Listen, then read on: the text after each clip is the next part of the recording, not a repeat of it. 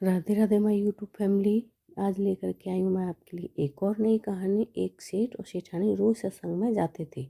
एक सेठ और सेठानी रोज सत्संग में जाते थे। सेठ जी के घर एक पिंजरे में तोता पाला हुआ था।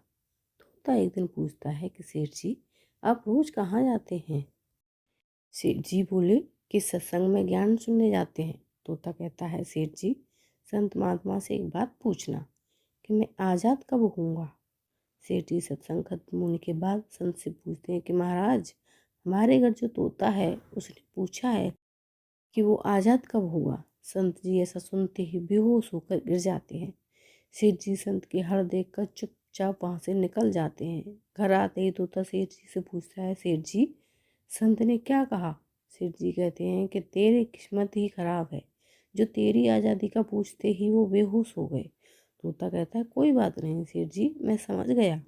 दूसरे दिन सेठ जी सत्संग में जाने लगते हैं। तब तोता पिंजरे में जानबूझकर बेहोश होकर गिर जाता है। सेठ जी उसे मरा हुआ मानकर जैसे ही उसे पिंजरे से बाहर निकालते हैं तो वो उड़ जाता है। सत्संग जाते ही संत सेठ जी से पूछते हैं कि कल आप उस तोते के बारे में पूछ रहे थे ना, अब वो कहाँ है? सेठ जी कहते हैं, महाराज, आज सुबह सुबह वो जानबूझकर बेहोश हो गया। मैंने देखा कि वो मर गया है, इसलिए मैंने उससे जैसे ही बाहर निकाला तो वो उड़ गया। तब संत ने सेठ जी से कहा कि देखो, तुम इतने समय से सत्संग सुनकर भी आज तक सांसारिक मोह माया के पिंजरे में फंसे हुए हो, और उस तोते को देखो, बिना सत्संग में आए मेरा एक इशारा समझकर आज़ाद हो गया।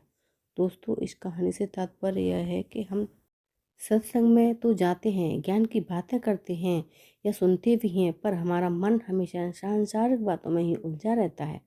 सत्संग में भी हम सिर्फ उन बातों को पसंद करते हैं जिसमें हमारा स्वार्थ सिद्ध होता है। जबकि सत्संग जाकर हमें सत्य को स्वीकार कर सभी बातों को महत्व देना चाहिए, और जिस असत्य, झूठ और अहंकार को हम धारण किए हुए हैं उसे साहस के साथ मन से उतार कर सत्य को स्वीकार करना चाहिए। तो दोस्तों, आपको मेरी कहानी कैसी लगी कमेंट करके ज़रूर बताना। मेरे चैनल पर नए हो तो मेरे चैनल को लाइक शेयर सब्सक्राइब करना। मिलते हैं ऐसी ही एक और नई कहानी के साथ, तब तक के लिए धन्यवाद। Thank you. राधे राधे सभी को।